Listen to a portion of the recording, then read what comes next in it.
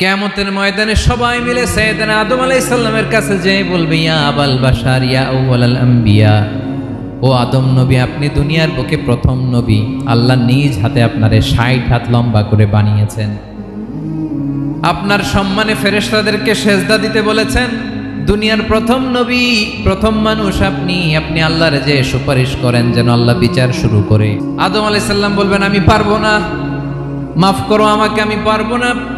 ওই যে ভুল করে গন্ধম খেয়ে ফেলেছি, নিষিদ্ধ গাছের ফল খেয়ে ফেলেছে, আমি বড় লজ্জিত, অনুতপ্ত, আমি পারবো না।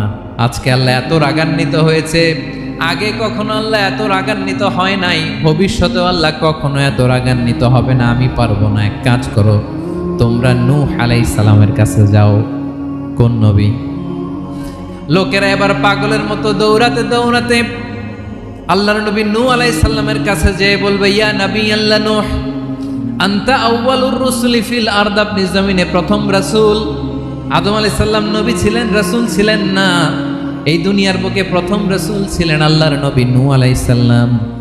সবাই বলবে, ও নবী আল্লাহ নূহ, রাসূল আল্লাহ নূহ, আল্লাহ আপনাকে আবদান শাকুরা, শুকরগুজার বান্দা বলে কোরআনে বলেছে। কোরআনে নূহ আলাইহিস সালামের নামেও সূরা আছে না নাই?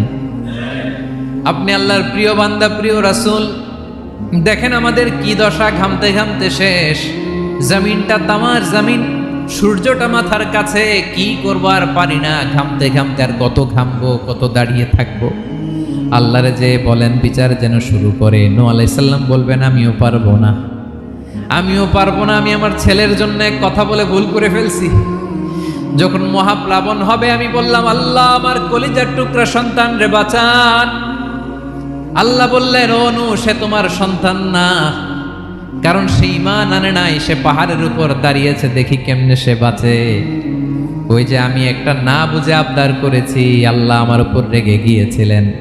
আজকে আল্লাহ ওই ব্যাপারে যদি আমারে প্রশ্ন করে, আমার কোনো জবাব নাই, আমি পারবো না, মাফ করো। তোমরা সবাই মিলে আল্লাহর খালিল ইব্রাহিম আলাইহিস সালামের কাছে যাও।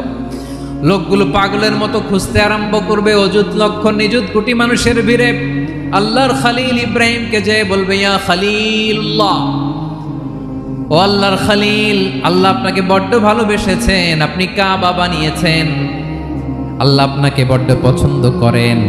দেখেন আমাদের কি অবস্থা। আপনি যে আল্লাহর কাছে সুপারিশ করেন যেন আল্লাহ আজকে বিচার শুরু করে।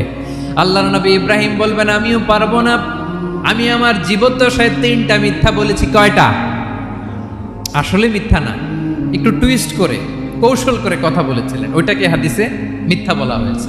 আমি জীবনে 3টা মিথ্যা বলেছি, জীবন বাঁচানোর তাগিদে কৌশল করে 3টা কথা বলেছি। আজকের এই কঠিন ময়দানে আল্লাহ যদি ওই 3টা কথার ব্যাপারে জিজ্ঞেস করে, লজ্জায় আমি মাথা দেখাতে পারবো না, আমিও পারবো না, আমিও পারবো না। আজকে আল্লাহ এত রেগে আছে, আগে কখনো এত রাগে নাই, পরেও রাখবে না।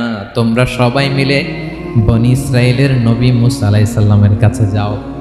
সবাই এবার যাবে মূসা আলাইহিস সালামের কাছে, যে বলবে, ইয়া নবী আল্লাহ মূসা, আপনি ছিলেন কালিমুল্লাহ, আল্লাহর সাথে সরাসরি কথা বলতেন। রব্বুল আলামিন আপনাকে তাওরাত কিতাব দিয়েছেন, আপনি যে একটু সুপারিশ করেন। আল্লাহর নবী মূসা বলবেন, মাফ করো, আমিও পারবো না, আমি দুনিয়ার বুকে ভুল করে একটা মানুষকে মেরে ফেলেছি। আমি মারছিলাম আদব শিক্ষা দেওয়ার জন্য এক থাপ্পড়, এই থাপ্পড়ে যে ওই লোক মরেই যাবে আমি জানতাম না। আজকে আল্লাহ যদি জিজ্ঞেস করে কেন মারলা, জবাব আছে? ওই লজ্জায় আমি অনুতপ্ত, আমি পারবো না, আমার এই কথা বলো না। আজকে আল্লাহ বড্ড রেগে আছে, আমি পারবো না। তোমরা আল্লাহর নবী সাল্লাল্লাহু আলাইহি সাল্লামের কাছে যাও।